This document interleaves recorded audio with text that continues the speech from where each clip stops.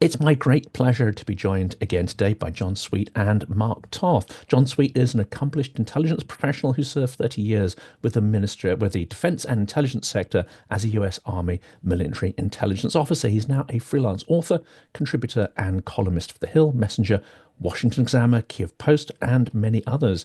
Mark Toth is a retired economist, historian, and entrepreneur who's lived in US diplomatic and military communities around the world. Mark writes on issues of national security and foreign policy as well, and is also a regular contributor to The Hill. And indeed, many articles are penned jointly by Jon and Mark. And I had the pleasure to actually do a bit of a précis, a bit of a coverage of one of their recent pieces. Well, before we jump in, I want to say a huge thank you to everybody, especially at this time, who is supporting the channel, but also to everyone who is supporting Ukraine as well. We had a tremendous effort to crowdsource the trucks, which many of you know we actually drove over to Lviv. We're going to be doing more of that in the coming months and with other vehicle charities as well. We've currently got a fundraiser on for drones. So helping Ukraine remain resilient is super important, especially at the time now where clearly it has been announced that aid is going to be halted from the US to Ukraine. But we won't start with that. First, I'll welcome you back, gentlemen, especially given how busy you must be with this fire hose of news that is assaulting us daily. Hey, Jonathan, Thanks. thanks for having us back on, and thanks for everything that you do for Ukraine. Well, let's start. Let's start with what happened in the Oval Office, because it seems to me that that was an extremely abusive and in some ways premeditated sort of humiliation of Zelensky. But there's two things. There are a lot of people who are actually not taking his side, who are excusing Vance and Trump's behavior there. And there are many who are claiming that it's not premeditated. There are also many who there accept that that was the case, but then link the cessation of aid, the discussion around lifting sanctions to Zelensky's defense of himself and his country in that meeting. That seems to me a little bit like, the bull that's focusing on the red flag, ignoring the stadium of people and, the big spear that's hanging above his head to deliver a final blow. So if you give me a bit of a breakdown, your take on that, but also then take a step back and what strategically is going on, and maybe over the preceding weeks prior to that abusive and historically extraordinary event in the Oval Office. I'll start off, and I'll let Mark chime in also, because we've talked about this a lot, and we've written a couple articles. One most recently in the Kyiv Post, and we call it really, the White House version of Tombstone's OK Corral, and it did feel that way. It felt as though, from our perspective, it looked as though, from our perspective, that this was designed in a sense to put Zelensky in his place. Look. The secretary, our Treasury secretary, acknowledged on the Laura Ingraham show, a Fox News broadcast a day prior, that Zelensky had twice turned down the RIM deal. He refused to sign the deal twice. And going into the deal, both Waltz and in this case, National Security Advisor Mike Waltz and the White House press secretary said that they fully expected Zelensky to sign a contract. So going into the White House situation, or into the White House Oval Office, there was not an agreed upon deal. And I think they thought that they were going to pressure Zelensky into signing the deal. What they didn't count on was Zelensky taking a Ukraine first approach to the deal, but also Zelensky pushing back. He didn't agree with some of the comments that the president was saying, that the White House press corps had offered, and he certainly didn't take kindly to the provocation that the vice president started, by one, provoking him, and then two, the vice president gaslit the president in a sense by calling Zelensky's actions disrespectful. And nothing gets under the president's skin more than being insulted or disrespectful. So that's where it went. And of course, within the next few minutes, Zelensky and his team were walked out the door, and no deal was signed. So yeah, from the outside looking in, it just appears as though Zelensky is the problem. Zelensky is in the way. From all the comments that have occurred afterwards from Team Trump, everyone points to Zelensky. He doesn't want peace. He doesn't want a ceasefire. He's this, he's that. And he needs to resign. We need to hold elections. It's Zelensky seems to be in a way, and that platform seemed to be the platform to convince Ukraine and the global media that it's Zelensky, not the United States. Mark, what are your 2 cents? Yeah, no, I concur with John. I think that's what we saw from a blow-by-blow standpoint. But, if I can add to that, I think it's important to step back and look at the messaging that was going on because it's indicative of two things. It's basically what he's trying to accomplish with the American public, or at least the electorate that supported him and voted him into office. But it's also that he doesn't seem to be able to read the room at a global level. And so in doing these kind of petty fights and creating this dispute between him and Zelensky, in public there in the Oval Office, instead of tamping it down, which he could have. He could have ended it, said, "Yep, it's time to go sign." Shoo the reporters out. That could have happened. A good press secretary would have done that. Would have realized it was going off the rails, and basically said, "Hey, it's over. Questions out. Get out of here." To the reporters, but they didn't do that. But I think it's important to note that, look, Trump is trying to do a lot of radical stuff right now in the US. He's basically trying to be a disruptor. He's probably going to speak about a lot of that tonight in his joint address to Congress that's occurring. And some of this, I think, we can't even discount that it wasn't just creating cover for that. The price of eggs, I know it seems strange, but that's the topic of discussion in the US, continue to rise. They keep going up. And that's something that he pounded on during the election campaign. And so I think some of this is he needed some kind of foil, some kind of distraction device. And Zelensky just showed up at the wrong time in the White House. This probably would have been a deal far better just signed in Kiev without the pomp and circumstance of it. Don't get me wrong. I get why Zelensky, and I support why Zelensky decided to come, because this deal isn't worth much without the security guarantees coming from the US. Europe eventually can get there, but they're not there now.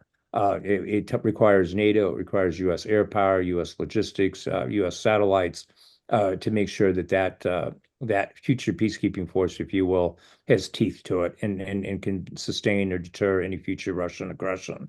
So, that would be what I'd add to it. I think what we're seeing here is several things playing out. What Trump can't understand, though, in my mind, is that it's giving oxygen to Russia. It's letting China get to operate once again in a vacuum. Just, the last week, they've upped their activity more than ever around Taiwan in terms of doing naval exercises and the like, penetrating airspace. And China loves a vacuum when it comes to the Indo-Pacific. When the US is distracted, they move in. The Spratly Islands being the perfect example of it. So from that standpoint, he just can't read the global room because he's too focused on these minute discussions, occurring at the Zelensky or at, a US global domestic level. And I think this is, again, one for both of you, but we'll come on to China and we'll come on to these because there's obviously a wider game taking place. Something perhaps future historians will see as, significant moves of placing your pieces on the table ahead of, what could be described as World War III. But we'll come on to that in a minute. What seemed to trigger Zelensky wasn't so much, Vance's insults and so on. He seemed really to want to get across the point that a minerals deal is not a guarantee of security. That without some kind of security guarantee or linking to it or a clear articulation of a process whereby the mineral deal would lead to some articulation of security, that actually it really doesn't count for anything. And really, what's the point in signing it if there is no subsequent process?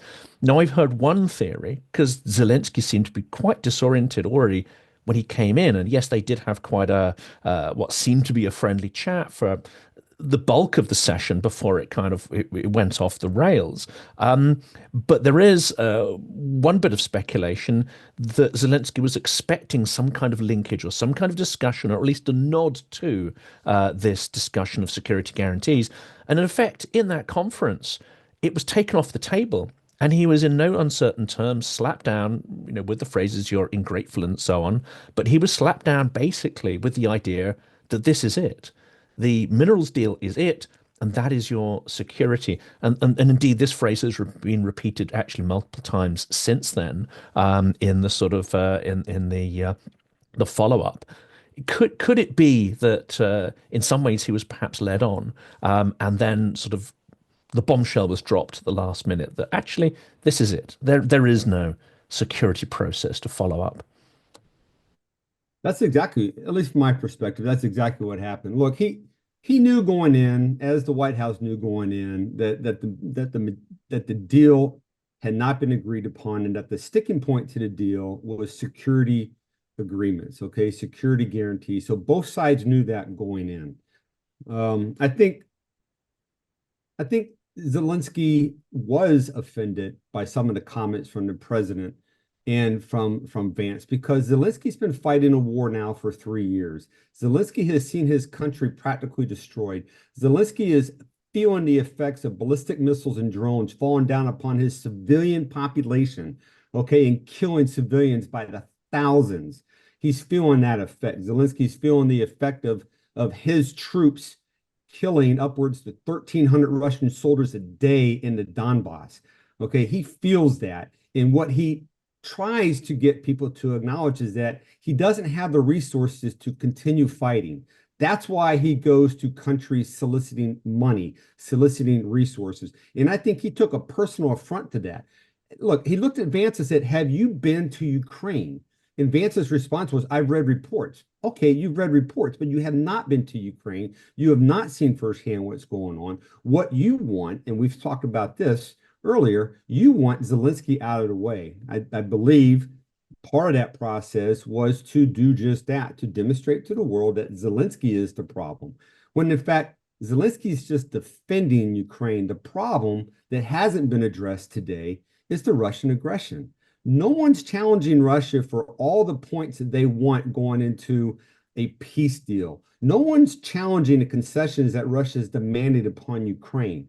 Okay, no one's saying that Russia's still attacking. All they say is Ukraine doesn't want peace, but they do want peace, but they're not going to stop shooting the invader as they come at them. Okay, they're not going to stop targeting the invader's ability to wage war. And I think that was the fundamental misunderstanding in that room from Zelensky's perspective. From the U.S. perspective, it was trying to pressure him into something that a raw materials deal or a rare earth minerals deal did not provide.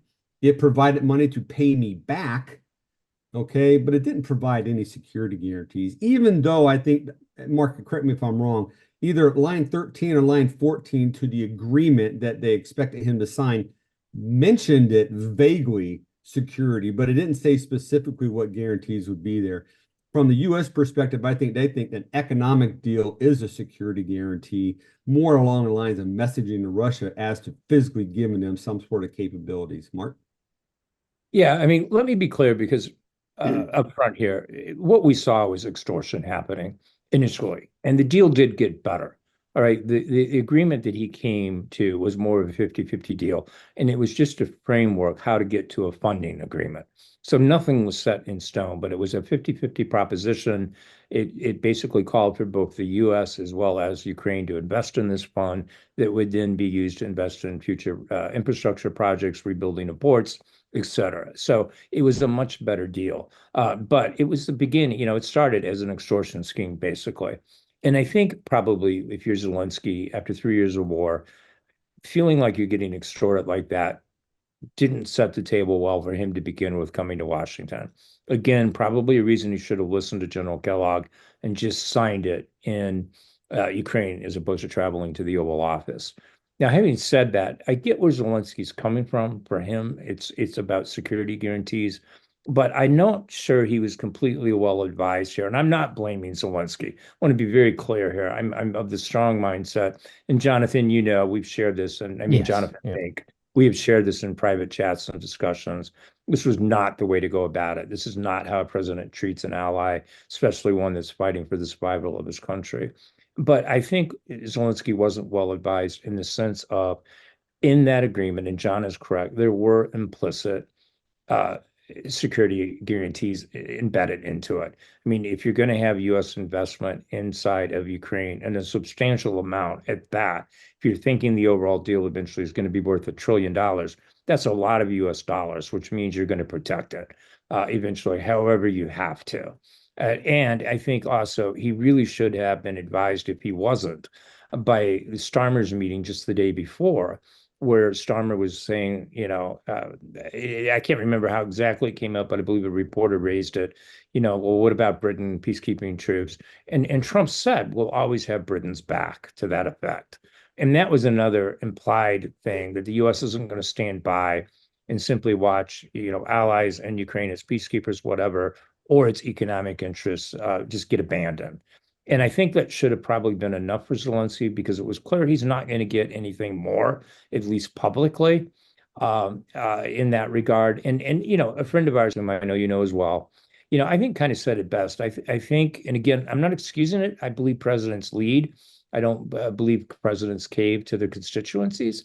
But, she had mentioned that she didn't necessarily think that this is something that his electorate wanted to hear. And so he wants to leave it at an economic security guarantee and let everything else follow. And I think that was a good observation on her part. And that Zelenskyy, had he been better advised, this might not have had the outcome that it did. Unfortunately, it was what it was. I do feel there were elements of a setup to it, though. Again, for domestic reasons, I think they wanted something like that to play out. I think maybe they thought the end state would have been Zelenskyy apologizing profusely during the press conference and the deal gets signed, but he wasn't going to go there. And I think that's what we ended up seeing. Yeah, it descended into something of a mob atmosphere. Is it possible that Trump, we know before we hit record, we know that he's very focused on a very sort of business transactional mindset, and it depends what sort of business you come in. But New York, property market is not the sort of business that I'm involved in. And so it has its own rules. It has its own, let's say, harshness, perhaps. Is it possible that he doesn't actually understand the distinction between peace and capitulation? Because it seems that he is very keen, especially following the press conference, to actually force a capitulation on Ukraine, not necessarily for its entire territory, but he wants a deal at any price, because without that, then the transactional stuff can't follow. He can't make sort of deals with Russia. He can't make deals for all these extraction minerals and so on. And it would be potentially quite difficult to fully lift the sanctions against Russia, which I suspect he's minded to do. Yeah, let me take that first and let John get to the national security side of it, because I've done commercial development. I understand the mindset. I mean, basically what you're looking to do is capitalize on a gain, right? You want to live your profit in the margins. And that's what he's looking for. So if you have to give something away to make profit, or to get some kind of multiple return off of that profit by flipping it, by developing it, whatever, that's your mindset as a developer. And so it's kind of a shark kind of mentality. I'll take a chunk here, hold on to it, and hopefully I can flip it and sell it to someone else or develop it. And I think that, is his mindset that he brings to the table. And it's something that Zelenskyy, the rest of the world, has to kind of understand, that he thinks in that way. I do think, and I'll do a bridge here so John can carry this on.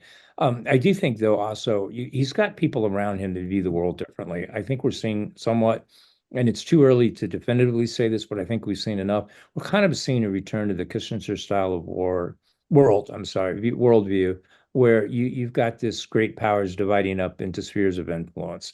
But it's different. And this is not my original thinking. I cannot think of the person that said it, but they deserve the credit, not myself. But that it's not the idealism that was behind the rallying of troops in the Cold War, but it's more about self-interest, what is in it for me kind of mentality.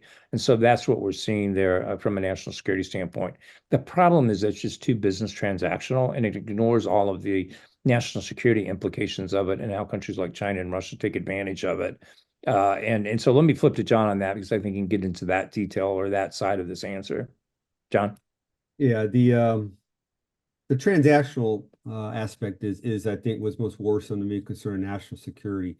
What's in it for me? Recently in Politico, it was reported that there are some European partners right now that are considering not sharing intelligence with the United States because, quite frankly, they don't trust the United States anymore.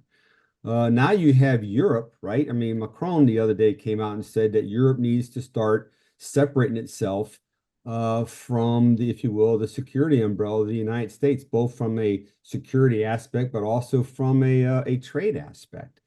So it challenges countries now on the way in which they look at the United States. Am I going to be abandoned? Look, if you're Georgia, if you're Moldova, you have to ask yourself, at one time it was all about democracy. Now it's about what's underneath my soil. So is the United States going to stand up for me? Are they going to come help me? And again, even allies are asking themselves, look at Taiwan. Look, if Taiwan wasn't the microchip industry of the world, right, would the United States have a vested interest in Taiwan? I mean, we've had one from national security interest for the past, 75 years. The question is, do we have one now, or has it become transactional again? And oh, by the way, are we going to start charging people for all the things that we do for them? Okay. And I think that's a rub too, because quite frankly, NATO could easily turn to the United States and charge the United States for the support that they provided them in Afghanistan, for the support that they provided them in Iraq. So once we start getting into that transactional business, I think the alliances start to weaken because it's all about money now. What can I get out of this? And I think that's a dangerous road. So business transactions and national security, I don't see that there's any space between them. I think they have to be separate. Let's turn to what the next steps are, because if Zelenskyy and by extension Ukraine are seen as impediments to getting the deal done, to getting peace done, as it were. And let's be clear, that's not peace with any sense of justice whatsoever. I mean, there's been no conversation at all about the kidnapped children, any kind of restitution for the innumerable crimes that have been committed. I mean, that is outside of this transactional envelope. But if this mindset continues, it's entirely possible, is it not, that Trump will think, well, hang on a second, if Zelensky is the problem, and it's the Ukrainian people that are keeping him in power, and by extension, it's the Europeans that are enabling Ukraine to defend themselves, which keeps him in power, we become the enemy, and then everything is up for grabs here. NATO loses any of its deterrence power. Article 5 is down to the will of the remaining countries in Europe as whether they want to react to it. Starlink's going to go down. And of course, there are preparations for that. And there's the wider implication that all US supplied weapons, especially the advanced ones, may be disabled if they are used to extend the war and prevent what Trump sees as his peace deal moving forward. I know this is a catastrophic scenario, but I think the last 2 weeks have shown us that actually anything at this point is possible. Yeah, it's a slippery slope, and it could, in a worst case scenario, devolve into something like that. Emotional decisions and taking affront to decisions that are made is a weakness, I think, of the president. He is super sensitive to any sort of criticism. What is ironic is that the very actions that the Trump administration is trying to do to force Europe to take ownership of their own security problem is exactly boomeranging back onto him into a manner that he does not like. He wants to be the top dog, and he understands, as well as Europe, in my opinion, that Russia doesn't respect the European leaders and the European leadership and the European alliances. Without the United States and NATO, I think Russia has complete disregard for what Europe may do. I think Russia understands that the United States is the glue that holds it all together, again, from Putin's perspective. And I think from the president's perspective, in a way that he thinks that as well. And that's a slippery slope. And it's exactly what he's been pushing Europe to do is what they're doing. And now he doesn't like it. Mark? Yeah, I think if we step back and you look at Trump, he seems to have trouble connecting all the pieces of his approaches together. there's no master plan. I think it's transactional based in terms of what he's looking to do in Ukraine. It's transactional based in terms of what he wants to see in Europe. And if he is indeed, shifting to this idea that it's spheres of influence approach to foreign policy and future discussions and alliances with Russia and China, be it economic, what have you, he doesn't see how it all comes together. And for instance, right, if you believe in the spheres of influence and you want to go back to the kind of Cold War balance of power, if you will, a key component of that was NATO. A key component of that was the logistics, the staging areas, the forward positioning of troops, et cetera, that safeguarded U.S. national security interests, that we could project force around the world. And so he's not seeing that. He's also not seeing what the other players in the room are doing. I mean, John and I have written about this pretty extensively, that China aggressively, doing it currently as an economic footprint, is creating this roadmap around the world. They're doing it through the Belt and Road Initiative. They want to be doing it with a polar version of it called the Polar Silk Road, going through the Northern Sea Route in partnership with Russia. They're creating this map to control those very shipping lanes, those very air corridors, et cetera, that we once controlled in order to bring security to the Western world. And Trump doesn't seem to understand that. He may at some level, but what he's doing by risking, offending Europe, alienating Europe, having an economic separation from Europe to some extent because of these tariffs, he doesn't get that he's disrupting a lot of that. I know he wants to be a disruptor, and maybe he's disrupting well at an economic level in his mind, not mine, in terms of the U.S. economy temporarily. But what he's not understanding that he's also disrupting these key critical national security ties and footings that we have around the world, to our harm, to Europe's harm, as well as to the advantage of Putin and China. It kind of blows my mind. But that's my take on it. And the other point that Zelenskyy made, and I think this is a very fair one, and we've talked about this a lot. I mean, this is one of the reasons I set up the podcast, is because, being able to understand Russian sources and having the context of having lived there and studied the history of it, I think there's a distinct advantage in trying to explain the sort of mindset and the historical processes that sit behind many of Putin's actions and decisions, because they're not done in a vacuum. They're not just done because he's a psychopathic dictator. There are strands that weave into that, and his mindset is shared by many people in Russia itself. Zelensky's other point is that Putin is not transactional in the way that Trump is, and that whatever deal you think you're striking with him, as soon as that deal is no longer advantageous, or as soon as a better deal comes along, Putin will break that, will essentially betray that, because it's not a rule of law society. It does not have that same adherence to any concept of sort of contract law or such like. And Russian history is littered with the concept divide and conquer. You partner with one to degrade your enemy, and then you partner with their enemies to degrade them. And this is the game that's being played. Zelenskyy gets it. I suspect Trump does not at all. Oh, I agree with you on there. It is very much transactional, and it's what have you done for me lately, right? No, I think that's a great analogy. Not even an analogy. I agree. That's a great observation.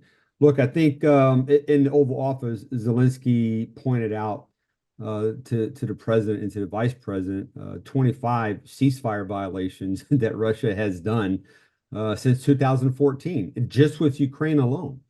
He doesn't mention all the other ceasefire violations in Syria and Chechnya and wherever else Russia has a footprint. The bottom line is you just can't, from our perspective, you can't trust Putin. But whatever relationship has formed over the years between Putin and Trump seems to think that Putin won't do that to him. Okay, oh, he wouldn't do that to me. We're friends. Which of course spurs all the discussion about whether he's in his pocket, whether he's a Russian asset. It's really not that. It once again, it's transactional. It's a business deal, and I think that's just the way that he sees it. And the other point I like to hit, and Mark and I have talked about this repeatedly, is that Russia certainly it wins on the disinformation front. They get it out there. They get it out there ruthlessly. They use all forms of social media. The FSB is winning where the Russian ground forces are not winning, and it is affecting the judgment of many people in the United States, from the political people to the average Joe on the street and throughout Europe. And it is doing exactly what it's intended to do: cause divisiveness, cause separation, weaken alliances, and form perceptions about what Trump and Putin are doing. Mark?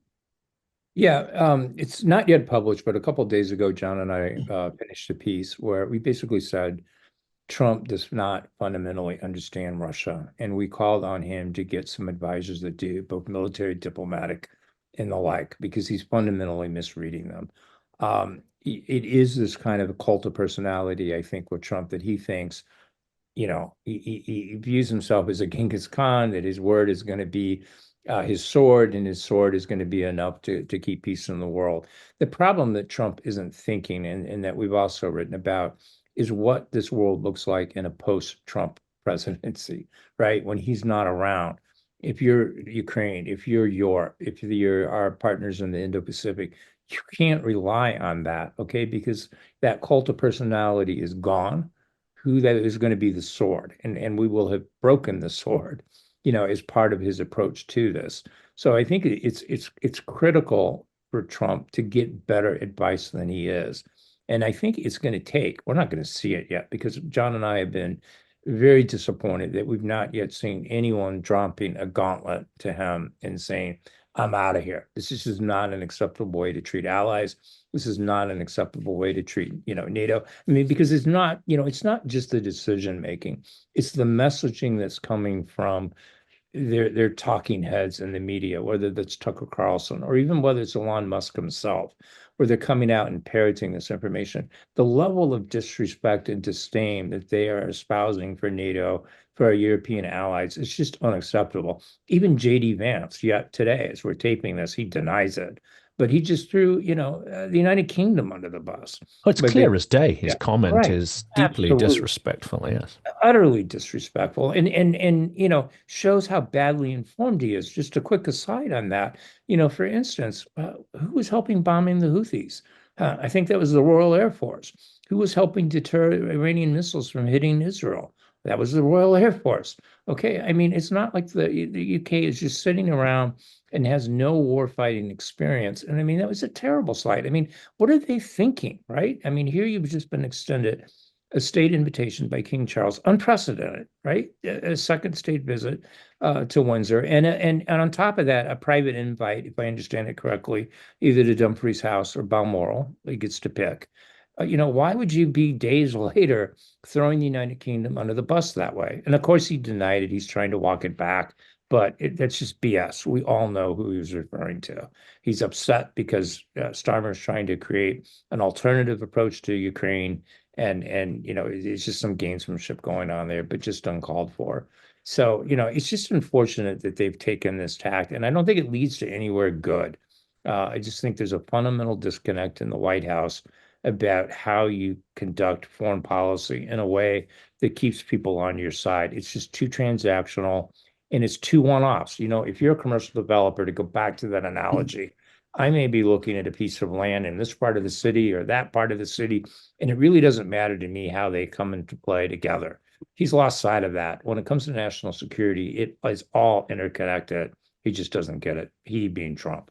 And of course, there's no word at the moment. I mean, Keir Starmer is trying to, I think, play a very delicate diplomatic game by trying to bring the US back on side, while at the same time showing strength. And so far, interestingly, he seems to have scored some wins there. I do, have a slightly sort of cheeky fantasy here where they invite him to Balmoral and there's some tremendous spat over the soup tureen and they show him the door and he's frog marched out by a butler onto a, cold Scottish moor, looking degenerate. I mean, that would of course be rather fabulously ironic. It's not going to happen, unfortunately. But this must be, and after, I mentioned this a couple of episodes, watching this unfold, Ukrainians are very resilient. They've lived through an extraordinary amount.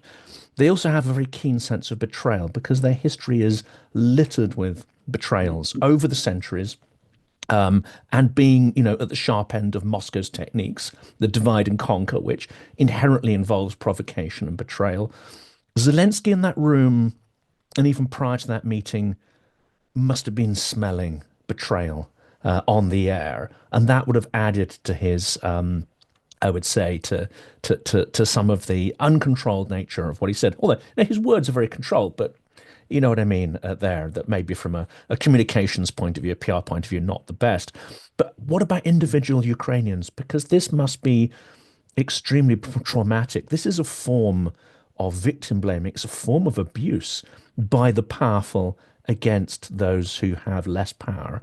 I mean, do you see that dynamic going on here as well?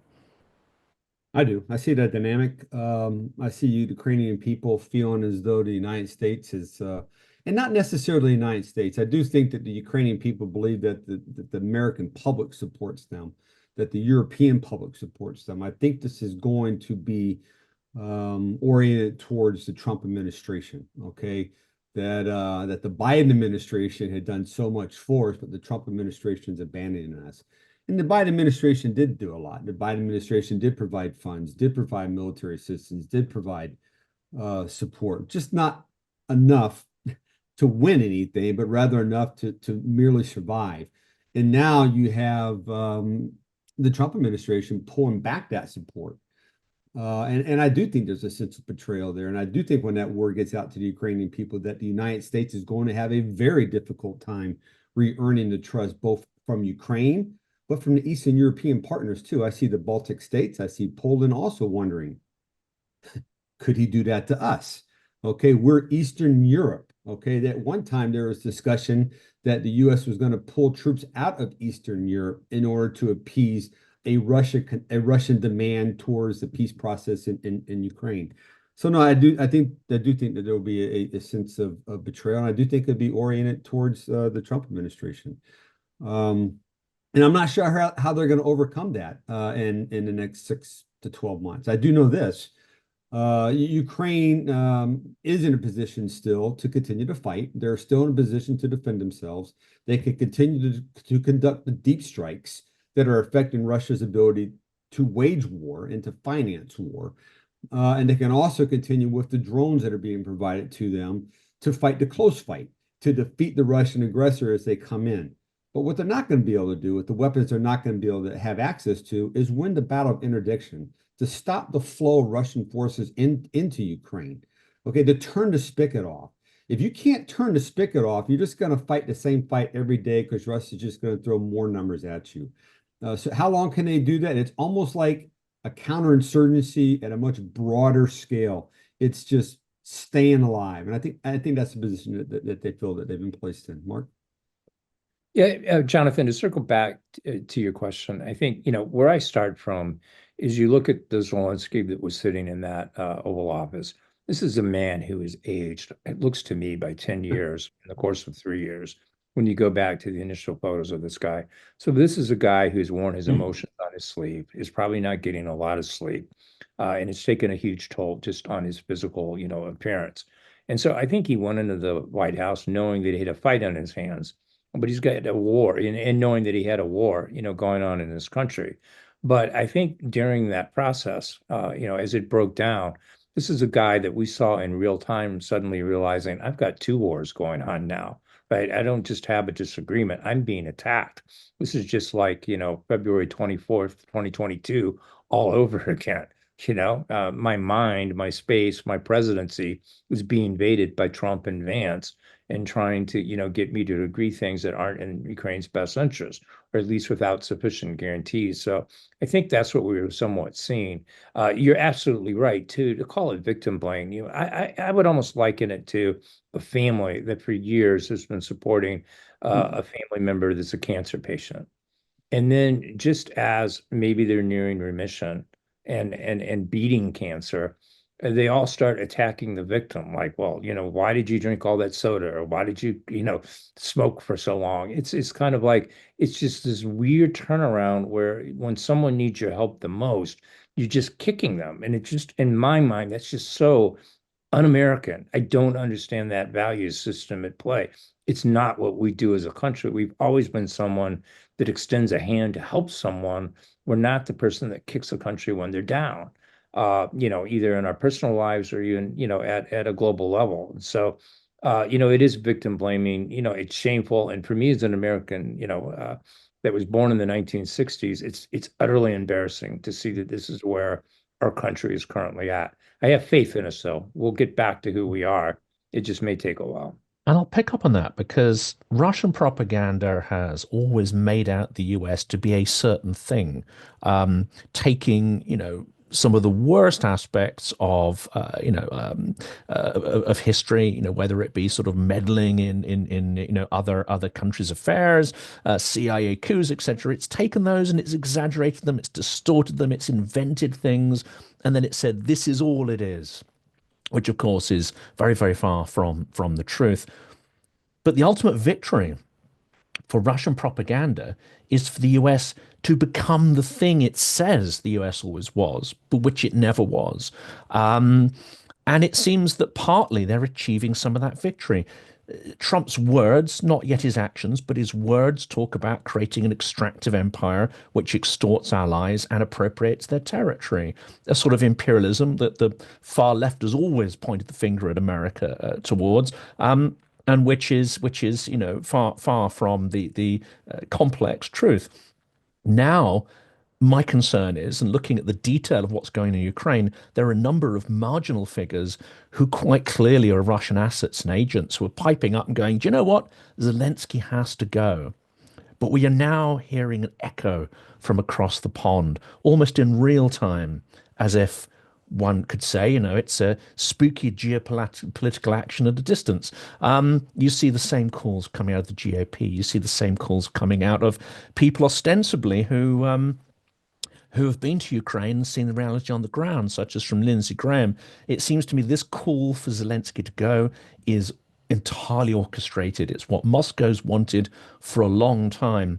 The worst case scenario is that the US actually tries to support or mount some kind of coup to get Zelenskyy removed. That is the absolute worst case scenario. But again, we're considering where these things could go if they're left unchecked. Yeah, absolutely. And as I said, the FSB is masterful at disinformation and getting people to do what they want. And the US, as you just said, the US is trending towards that end state that the FSB envisions and going right along with them. And they're being cheered along the way too. Look at some of the reactions and responses that we've seen from senior members of the Russian government, how they're applauding the beatdown, how they're applauding the call to have Zelenskyy removed from office.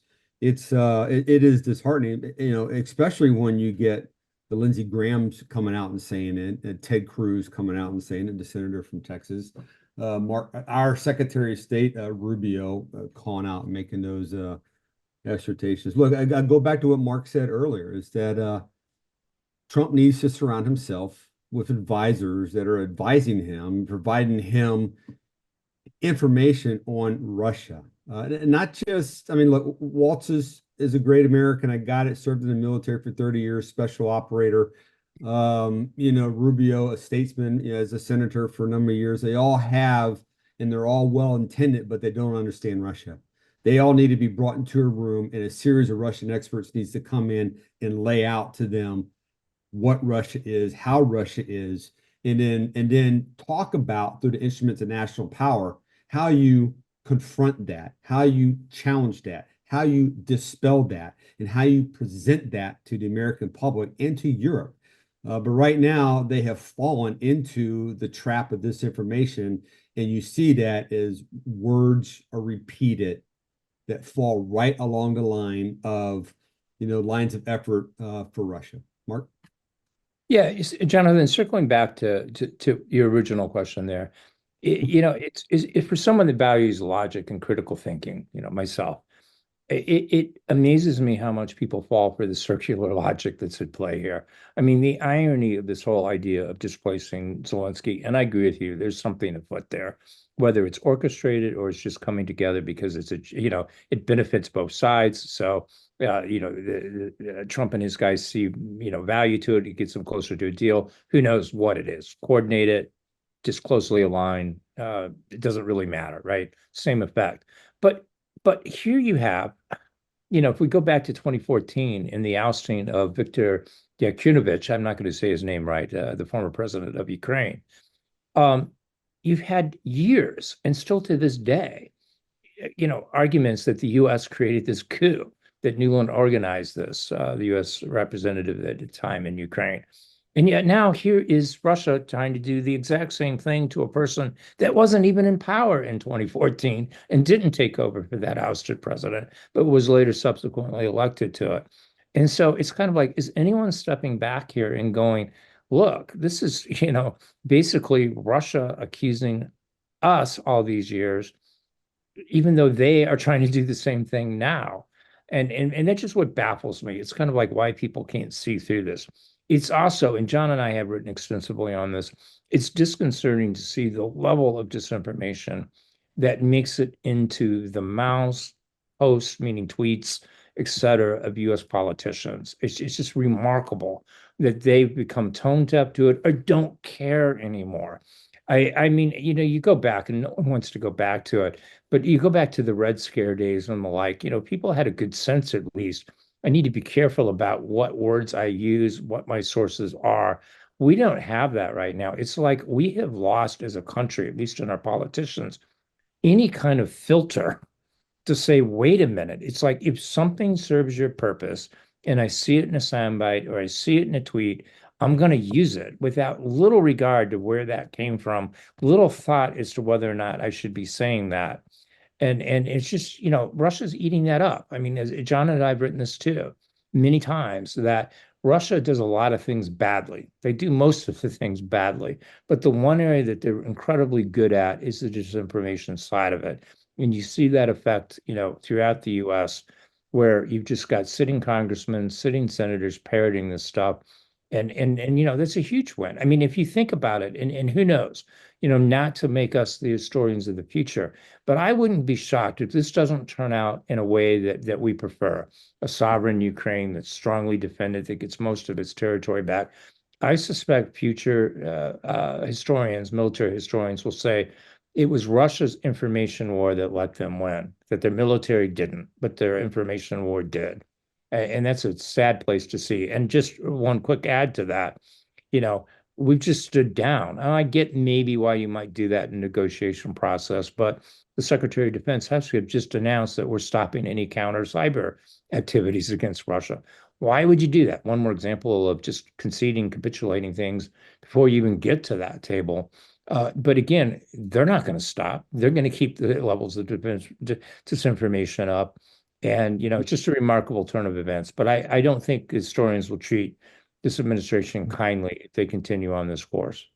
And this is we could go in a number of directions, and I'd certainly like to sort of dig in our next conversation to Doge, the dismantling of part of the intelligence apparatus in the US. I hear that there is going to be a huge withdrawal, as you say, of monitoring, and actually a lot of that monitoring is done through Britain and GCHQ in Cheltenham.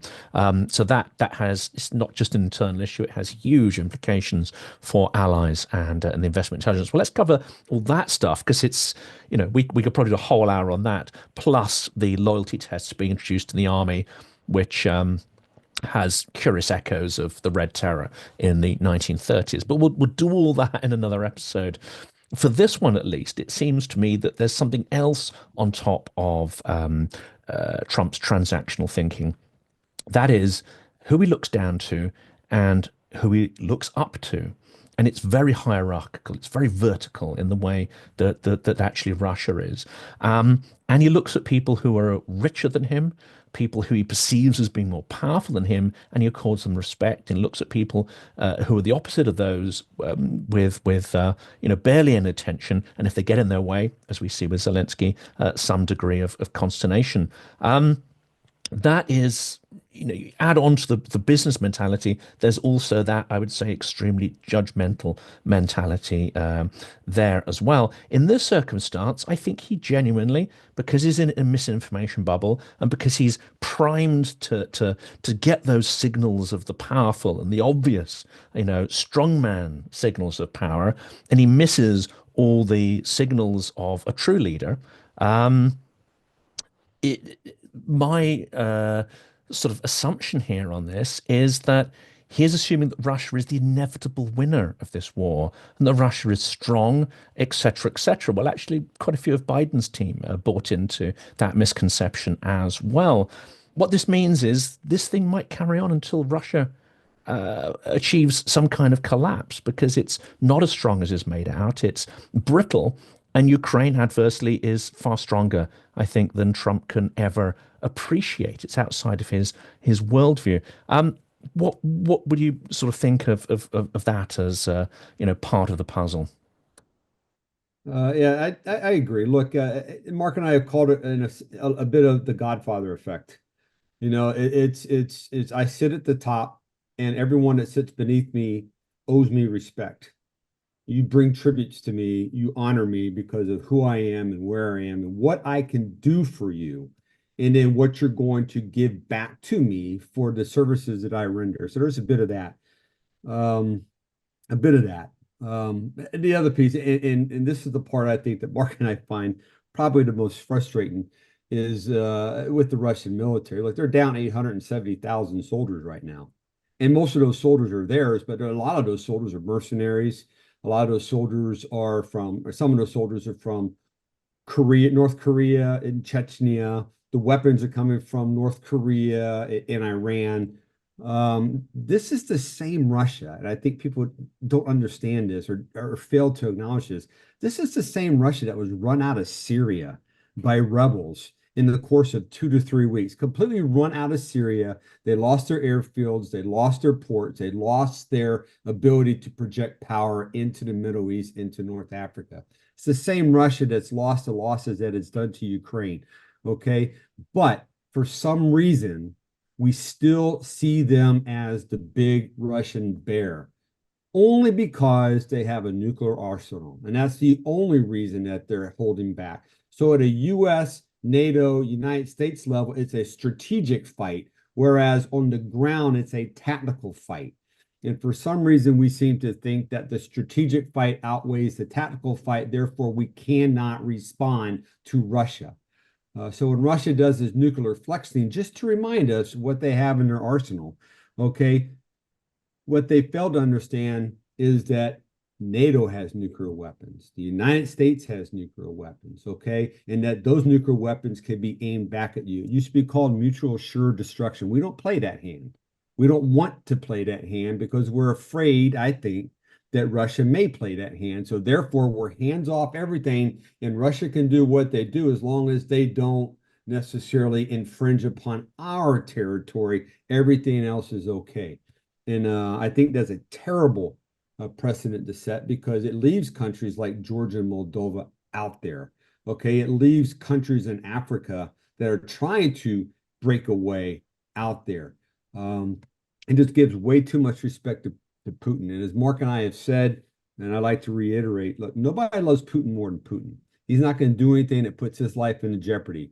He'll put your life into jeopardy. He'll put his soldiers' life into jeopardy. He'll put a 1,500 a day getting killed. That's not the point. You challenge Putin, and then I think it becomes a little bit more real. But no one's willing to stand up to him. Look, the war crimes and the warrant that's put out for his arrest. Okay, look, but no one's going to act on that. No one's going to go get him, and no one's calling Ukraine genocide. It fits the very definition. He said, wipe them off the face of the earth. He's bombing their cultural centers, right? He's attacking their language. He's attacking the people. He's trying to kill them all. He says it, his people say it, but no one says genocide because then you have to do something about it. Okay. And that just drives me absolutely crazy. Mark? I couldn't agree more. Yeah, That's very yeah, well yeah. said. Yeah, if I can circle back to Jonathan's original question there about Trump's psyche. Yeah, I think there is this need of him to elevate others so that he has a peer group to judge himself against. I think at the end of the day, someone with his kind of ego still think he's better than them, but he's Mhm. blinded by wanting them as a foil to realizing that they're manipulating him in many cases and they're beating him in many cases. So there's this great irony that you've got this guy that thinks he's in control, thinks he's holding the winning hand, which ironically he is if he'd play it.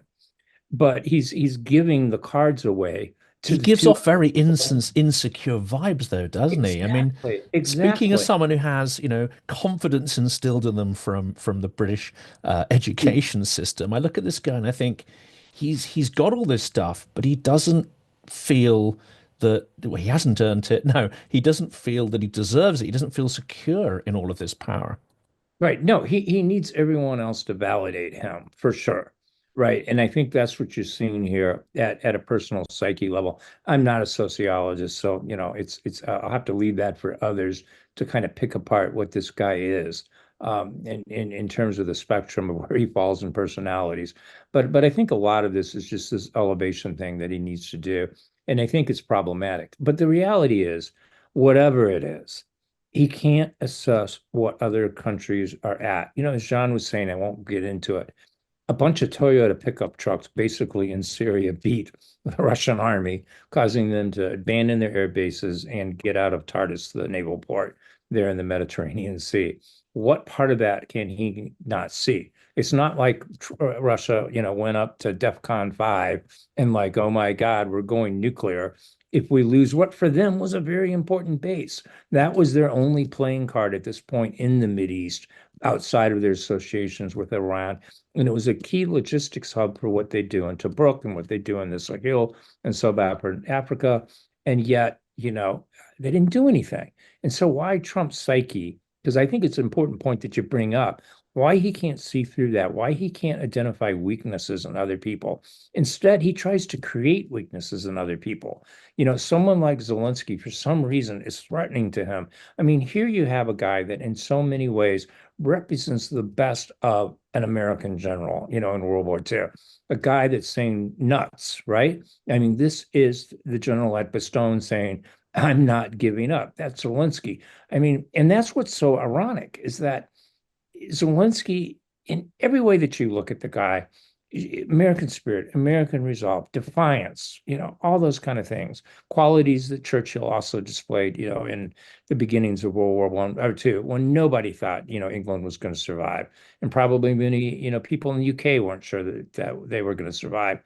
And yet Trump doesn't respect that. He has to attack strengths and he embraces weaknesses. And boy, you need to get a sociologist on, a psychiatrist, to figure that dynamic out. I can Did identify it, but why eludes me. definitely will do, and that's a great suggestion. That wasn't my last question, but very quick little grenade I'll sort of throw in here as well. There seems to be an unseemly haste in trying to get this peace at any price. And, we've examined it from the transactional point of view of Trump, and that makes sense. There is a possibility, of course, that he's also picking up on this sense of absolute, almost desperation to get this done on the Russian side. That may be because Putin understands how much trouble his economy is in. He needs this lifeline. Because he can sense that it's really not going in the right direction very, very rapidly. So I wonder whether there is this pressure coming from the Russian side to get this done as quickly as possible. There may be, but if you listen to Lavrov and the comments he had last week about what brings them to the negotiation table, it certainly doesn't seem that way. Lavrov once again reiterated no ceasefire. He reiterated a dismantling of the Ukrainian forces, and he once again said no European peacekeepers. So Russia seems to be, playing to get everything, obviously, that they can out of the deal. What we're not seeing is any pushback at all for the United States. We just seem to hear, okay, okay, okay, okay. And I think a lot of that has to do with exactly what you're saying. There's a rush to get a peace deal done. But it's not a peace deal. I mean, let's not understand this. it doesn't bring peace to Ukraine. What it could bring is the eventual overthrow of the Ukrainian government from the inside. Look, if you have elections within Ukraine right now, why do you not think that there won't be Russian interference in those elections? If you think there was interference in the elections in the United States and you saw the interference in Moldova and Georgia and Romania, why do you not think Russia's not going to put their own guy in power? And then once their own guys in power, why do you not think they're going to open the doors for Russia to come in and then punish all the Ukrainians that resisted Russia? I don't understand the logic there, but nonetheless, there is a rush to get there. And I think what you're saying is probably nailed on the head too, is that the Russian economy is that close to falling apart. And if it does, now what? Who's going to have access to the weapons, the nuclear weapons stockpile? Who's going to have access to the liquid natural gas and the oil? And is it going to be China, or is it going to be another force that goes, or are we going to see paramilitary forces rise up and take over? So I think the Biden administration suffered from that thought, and I think the Trump administration is acknowledging that right now too, Mark. Yeah, I'd point out two things, both about Putin and Trump here. I think with Putin, I think we have to be very careful of not projecting the way we spend capital in the US. We look at what his economy is, and yeah, it's in shambles, right? It's something that should collapse, could collapse, might collapse, probably will collapse at some point. But I don't think Putin values it that way. He's not looking at it that way. He's willing to spend that economy differently than you and I are in the West. And so from his calculus standpoint, I don't think he's there yet. I know there's this argument, and I think it's a good one, to keep demonstrating just how weak the Russian economy is so that people can understand this is a war that can be won. But I think we have to be careful of assuming that Putin is coming to the same conclusion, that he's desperate for some kind of ceasefire because it's, for economic reasons. He still wants what he wants, right? And he wants all of Ukraine, and that's not going to change. There may be some exigencies, economic, military, that causes him to take a ceasefire, but I'm not sure he's as motivated as people think. I view this rather as him just getting a gift. It's like, manna from heaven dropping into his lap, and he's like, sure, right? This can let my economy reset. This can let, my military reset. I'll take it if it means getting what I want, at least a good chunk of it before I come back again. But I don't think he's as motivated as some argue that he is.